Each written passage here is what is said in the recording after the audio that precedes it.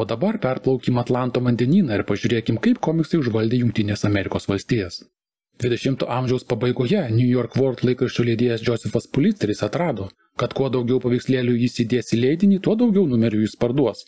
Naudodamas satyrinės karikatūros, jis galėjo apibendrinti ar išplėsti tas idėjas, kurioms paaiškinti prireiktų kelių puslapių esės. Ir net pusiau raštingi skaitytojai ar naujai imigrantai, daugiausia kalbantis kitomis kalbomis, vis tiek pirktų jo laikraščius, jei tai padėtų jiems iššifruoti naujienas ar šiaip pralinksmintų. Todėl laikraščiai buvo pirmoji vieta, kur pradėjo atsirasti komiksai Jungtinėse Amerikos valstijose. Pirmojų komiksų personažų čia yra laikomas The Yellow Kid, geltonas vaikas.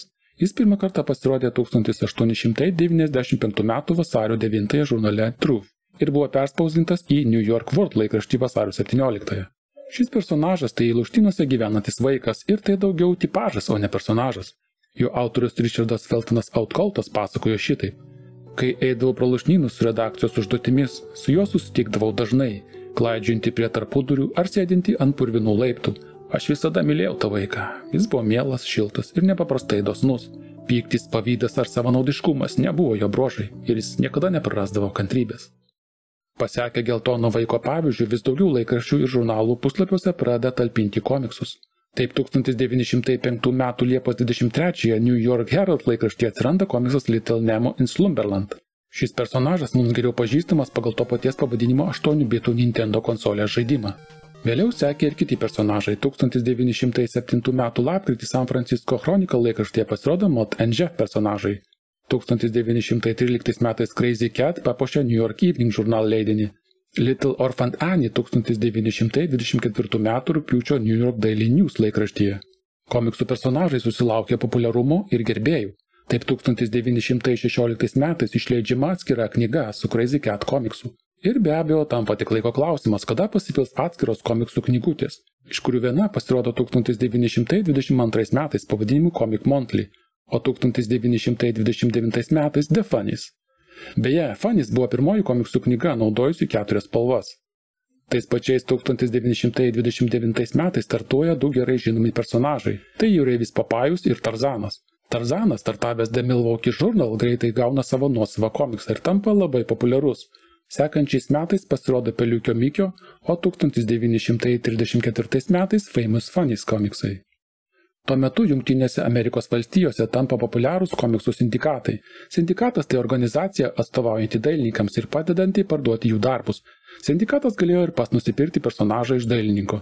Į sindikatą galėjo kreiptis laikraščio ar žurnalo redakcija ir nusipirkti patikusį komiksai savo leidinį. Sindikatai galėjo ir patys leisti savo komiksų knygas.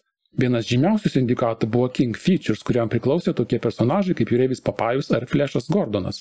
Jų bandymas leisti nuosavą komiksų knygą buvo King Comics. Būtent į vieną iš tokių sindikatų patenka Jerry Siegel ir Joe Shuster naujas ambicingas personažas, kuris iki tol buvo atmestas net 15 kartų, o Sheltonui Mayeriui McClure sindikato redaktoriui jis labai patinka. Kaip tik tuo metu Harris Donefeldas iš Detective Comics ieško naujo originalaus turinio savo naujam komiksų žurnalui. Ir Jerry ir Joe personažas buvo kaip tik tai, ko jam reikėjo. Jis akimirksniu nusipirko šį personažą ir užpatentavo. Taip 1938 metais balandžio 18 dieną pirmame Action Comics numeryje pasirodė legendinis komiksų personažas Supermanas.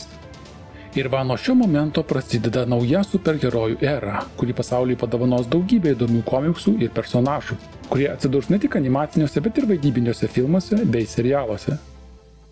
Turbūt kiekvienas iš jūsų kada nors esate skaitę ar bent matę komiksus. Ir garantuoju, kad pagrindinį jo atributą kalbos debesėlį taip pat pastebėjot. Bet komiksą juos naudojo ne visada. Pavyzdžiui, jau anksčiau minėtas Topferis savo komiksų knygoje jų nenaudojo iš vis. Ir čia kyla dilema, ar galima tokius kūrinius vadinti komiksais. Mat tada išeina taip, kad dauguma vaikiškų knygų, kur mažai teksto ir daug paveikslėlių, galima vadinti komiksais. Ar vis tik ne?